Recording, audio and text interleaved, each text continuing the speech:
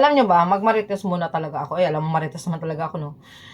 Awang-awa ako sa kababayan natin talaga. Pagbaba niya kasi ng minibus, nakikita ko sa parang namumula yung mata niya. Tapos, may matanda siyang kasama. Akala ko kasama niya, hindi pala siya. Nakala ko, ay yun ang amo niya. Tapos, nilingon ko siya balik. Umiiyak talaga siya, guys. Tumutulo talaga luha. Yung mamula talaga yung mata niya. Alam yung ramdam na ramdam mo yung pigil na pigil yung emosyon mo. Na talagang kahit anong pigil mo, makikita talaga sa mata mo. Kaya di ba sa mata talaga nakikita ang lahat. Kung nagsasabi ko na totoo o hindi. Yun talagang nakita ko sa kanya kanina. Tapos inano ko, hindi na ako dalawang isip na sabi ko, sis, Pilipina? Sabi niya, oo. Sabi ko, ba't ka umiiyak?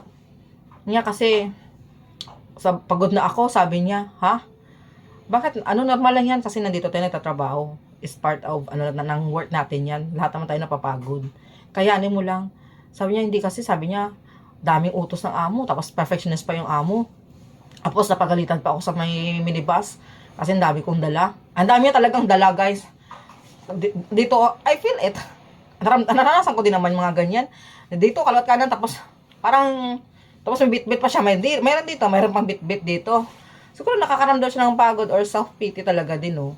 Kaya sabi ko sa kanya, huwag mong kaawaan ang sarili mo. Andito tayo sa abroad kasi talagang kailangan natin magtrabaho para sa pamilya natin. Yun ang, pag kinawaan mo ang sarili mo, yan ang babagsak talaga sa iyo. Pero sabi ko sa kanya, kayanin mo yan. Yan sabi ko, marami talagang amo na perfectionist na iniwan niya ako sa ere ng amo ko. Hindi ko alam kung saan ako banda.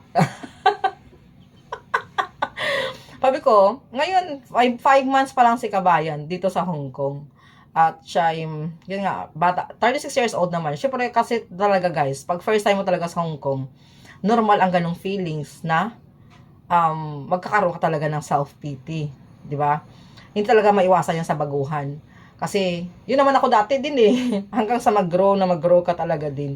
Pero pag nakuha mo din kasi ang loob talaga ng tsekwa, magiging okay din naman yan. Pero, meron talagang tsekwa, kahit anong gawin mong maganda, pag ang taong perfectionist talaga, ay perfectionist talaga yan. Pero ang sabi ko sa kanya, pag alam mo na sa tama ka, pwede ka naman sumagot. Pero kung talagang mali ka, huwag ka nang sumagot. Yan sabi ko sa kanya. Kasi mahirap yung gano'n. Kasi ang mga chikwa dito talaga, pag nakikita, sabi ko, huwag mo ipakita na umiiyak ka. Kasi pag ipakita mo umiiyak ka sa harap nila, lalo ka talaga nilang gaganyanin na babae ng tingin nila sa sayo, sabi ko sa kanya. Pero pag pinakita mo naman talaga na hindi ka nila basta-basta, sila naman yan susuko. Kasi pag ipakita mo talaga kasi sa kanila din na mahina ka, mas lalo ka nilang gaganyanin. Dito sa Hong Kong, kailangan unahan mo sila ng lakas ng loob din. Pero andun pa rin yung ano pa rin yung respeto. Lalo na kasi minsan may mga amo talaga na umpisa lang sila yan na ganyan na tawag ito, napakitaan kanila lang ganyan. Pero syempre nangangamuhan pa rin tayo, gawin pa rin natin talaga yung trabaho natin. Hanggat kaya natin magpakumbaba pa rin tayo. Syempre, lalo na lang kung bago ka pa lang talaga. Kailangan mo talaga andun kasi yung mix kasi ang feelings yan, nasa adjustment period ka talaga. So, naintindihan ko talagang feelings ni Kabayan, pero naawa talaga ko sa kanya kanina. Kung pwede lang yakapin mo siya, pwede lang matagal mo siya kausapin, gagawin ko sana. Kasi syempre, may kasama din akong alaga. At marami din akong dala. At maliban pa sa gutom na talaga ako. Anyway, yun na talaga guys, no? Dito sa Hong Kong talaga, pag ang isang amo na perfectionist, mahihirapan ka. Pero pag nakuha mo talaga yung loob ng amo mo, wala talagang imposible. So, totoo lang. Ako, naranasan ko din naman eh. Naranasan ko ding pinagutuman, pero wais ako.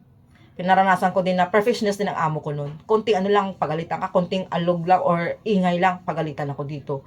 Sisigawan ako. Naranasan ko yan. Hanggang sa ako talaga yung sumuko. So, sinabi ko noon, yun na, magbe-break contract na ako, yun lang. And then, nung nalaman na mag-break contract ako, pinahirapan nila ako ng 1 buwan. Hindi sila kumakain sa loob ng bahay. Tapos nililipat pa kami ng bahay doon sa sa malaking bahay pa ang nilipatan namin. Plus, wala akong pagkain na kanin. Kape lang, bilhan ka ng kape, yung black coffee lang. Tapos asukal, tapos noodles.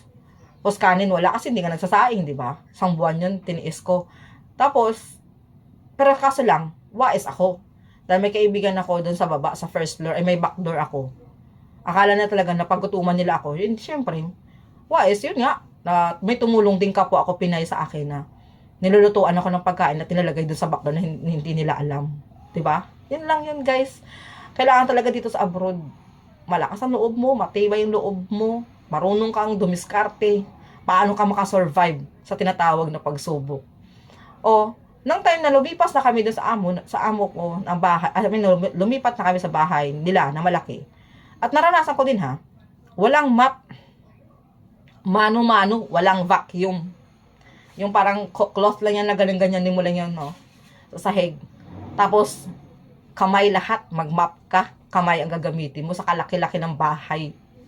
O, di ba? Kanya-kanya talagang karanasan sa abroad. Pero nalagpasan ko yung guys, nung bago ako bumaba sa kanila. Kasi wala naman sila narinig sa akin eh. Trabaho lang ako ng trabaho eh. Kasi pwede ko silang i-report. Pero hindi ko ginawa yon. Alam niyo kung bakit hindi ko pa rin ginawa?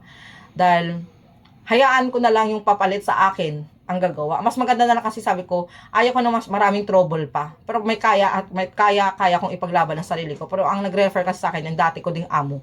Best friend niya kasi ang dati kong amo. Yun ang iniisip ko. So, hindi ko na yung ginawa na i-report ko siya sa immigration. And then, after nun, bago ko bumaba, naging mabait sila sa akin. Nag-ano pa sila na mag-extend pa sana ako. O, di ba? Kasi gusto naman talaga nila ako.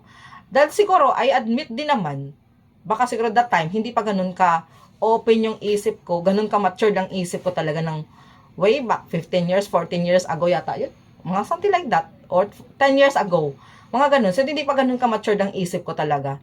Kasi perfectionist ang amo. Pero, sexy ako dun kasi walang kain-kain.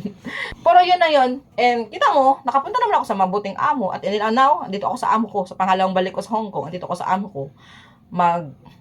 Pang 8 years na ako dito, pang 4 na ako na kontrata sa kanila. O, di ba? Ganun yun. Una lang naman yan eh. Pag dito ka kasi sa Hong Kong, pag tuloy-tuloy na, pag hindi ka makatatakot na, hindi ka makakahanap ng amo. Pag na-break ka or na-terminate ka, maraming chance pa rin magkaroon ka ng amo. Marami namang mga agency na tutulong talaga sa'yo. So, walang imposible yun. And always remember that na kung di ka masinwerte sa unang amo, pangalawang amo, pangatlong amo, one day, sisortehin ka rin sa the best na amo. Just like me. Pero isa lang naman ang hindi magandang amo sa akin. Yung nag-break ako, dun lang yun. Pero lahat, finish contract lahat. Magaganda yung amo ko. Kaso lang, para sa akin, ito pa rin pinaka-the best kong amo. Kasi nga, pag 8 years na ako dito, hindi mo lang ako pinagalitan ni isang bises. Hindi ako naranasang sitain dito. Yun ang pinaka-the best para sa akin. Kahit maingay ako, okay pa rin. Yun lang yun guys, no? And have a good day. Bye!